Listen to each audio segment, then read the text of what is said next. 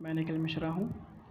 आज हम लोग ज्योमेट्री के एक बहुत इम्पोर्टेंट कॉन्सेप्ट स्टेबल थ्योरम की बात करते हैं।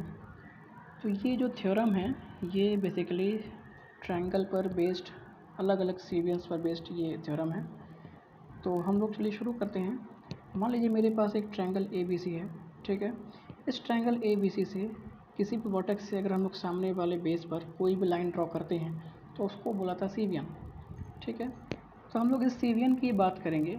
अगर हम लोगों ने वर्टेक्स ए से अगर हम लोगों ने कोई सीवियन ड्रॉ किया है सामने वाले बेस बी सी पर, और उस सीवियन का नाम है ए डी, ठीक है।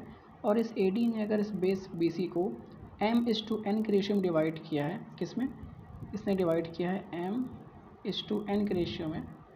ये तो अब ठीक है। अगर इस सीवियन ए डी ने सामने वाले बेस को m/n के रेशियो में डिवाइड किया है, ठीक है। और अगर हम लोग ऐसा मान लें कि ये इस साइड को हम लोगों ने a यूनिट का मान लिया, और इस साइड को हम लोगों ने b यूनिट का मान लिया, और इस पूरे साइड को हम लोगों ने c यूनिट का मान लिया, ठीक। तो पूरा कॉन्सेप्ट अब ये है कि मेरे पास एक ट्रायंगल ए बी सी है जिसमें side A B a unit का है, ए सी b यूनिट का है, और जो साइड बी सी है ये c यूनिट का है। और सीवियन ए डी ने साइड बी सी को m/n के रेशियो में डिवाइड किया। तो इस केस में स्टेबल थ्योरम क्या कहते हैं आप समझो कि हम लोग कुछ ऐसे ड्रॉ करते हैं, है ना, ऐसे याद करने की कोशिश करते हैं। तो बात समझिएगा आप लोग, ए स्क्वायर ये जो ए है ए स्क्वायर इंटू एन, ठीक है, plus A square into N plus B square into M equals to क्या हो जाएगा।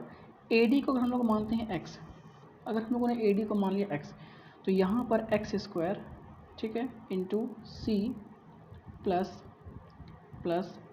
एम एन सी, ये मेरा है स्टेबल थ्योरम।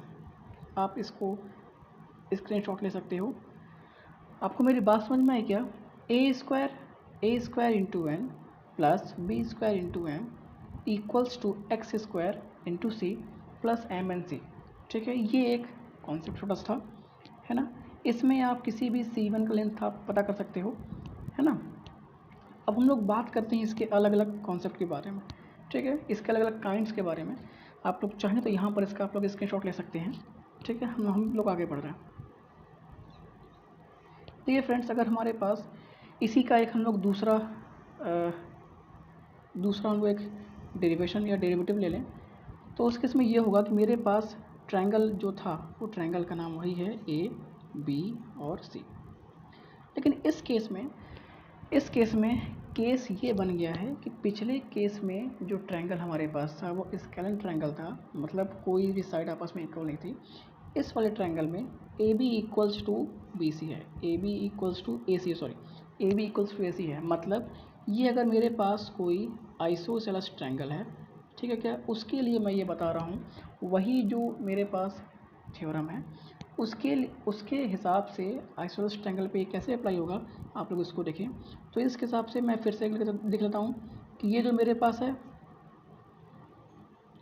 मेरे पास सीवियन ए डी है, ठीक है।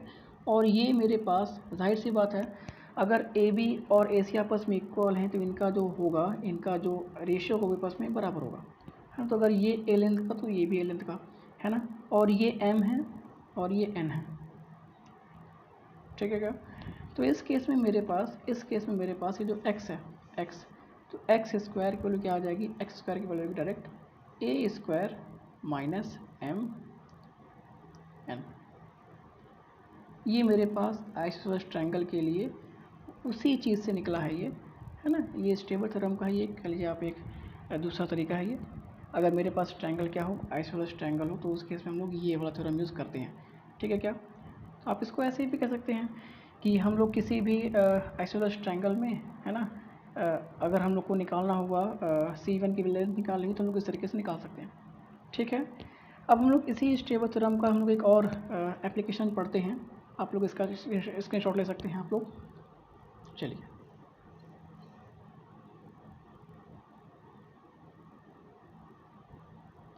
ठीक है।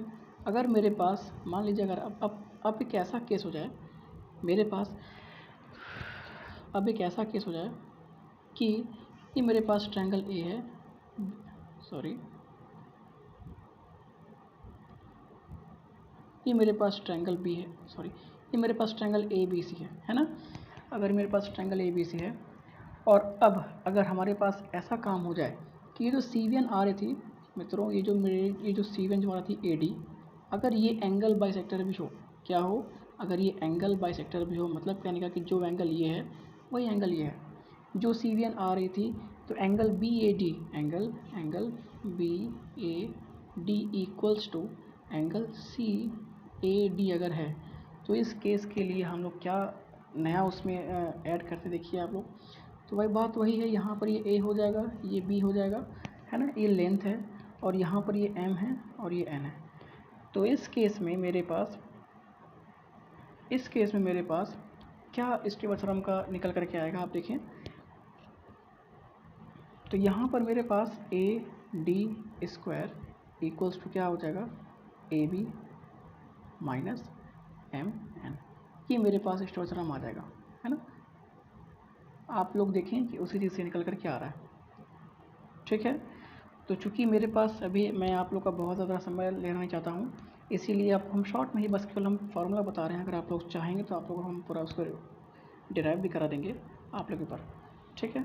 तो अच्छा, ये थर्ड था, ये इसका थर्ड एप्लीकेशन था, आप लोग इसका स्क्रीनशॉट ले सकते हैं। हम लोग उसी स्टीवर्ट थ्योरम का हम लोग फोर्थ एप्लीकेशन का हम लोग देखने जा रहे हैं। हम लोग मान लीजिए यहाँ पर मेरे पास अब ट्रायंगल जो है वो ट्रायंगल मेरे पास ए बी सी है, ट्रायंगल ए बी सी, और इस केस में हम लोग सी1 जो ले रहे हैं उसका नाम है मीडियन, ठीक है क्या।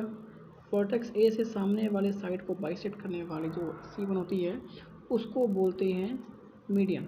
तो ये जो ए डी है, इस ए डी ने बी सी को बाइसेक्ट किया, मतलब B D equals to D C. तो अगर मेरे पास ये केस है किसी ट्रायंगल में जो सी1 है, अगर वो सी1 अगर मेरे पास एक मीडियन है, तो उस केस में हम लोग कैसे स्टीवर्ट थ्योरम को हम लोग यूज़ करते हैं, और इस केस में स्टीवर्ट थ्योरम का नाम हो जाएगा अपोलिनियस थ्योरम। समझ में आ रही बात। तो यहाँ पर देखिए, अगर ऐसा केस मेरे पास बन रहा है कि मेरे पास ए डी मीडियन है, तो उस केस में मेरे पास ये रिलेशन होगा भाई, A B square plus A C square equals to twice of A D square plus B D square.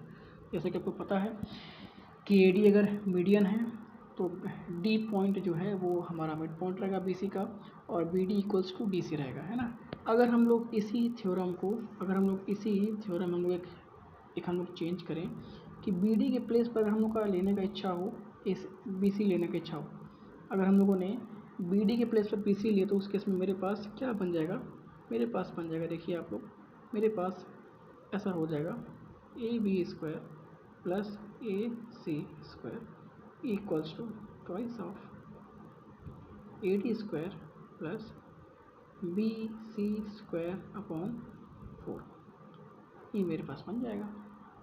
तो ये देखिए, आज हम लोगों ने बात किया है स्टीवर्ट थ्योरम से रिलेटेड सारे कॉन्सेप्ट्स के बारे में आज हम लोगों ने बात किया है। तो अगर आप लोग को ज़रा सा भी हेल्पफुल लगे वीडियो, तो आप लोग इसको लाइक कर देना, तो इससे अच्छा लगेगा हमको। मैं और भी आगे वीडियो बनाऊंगा, ऐसे ही शॉर्ट वीडियो बनाऊंगा, ज़्यादा मैं मतलब ज़्यादा मैं लेंदी वीडियो नहीं बनाऊंगा। ये मेरा फर्स्ट वीडियो था, तो होपफुली आप लोग को अच्छा लगेगा ये। Thank you.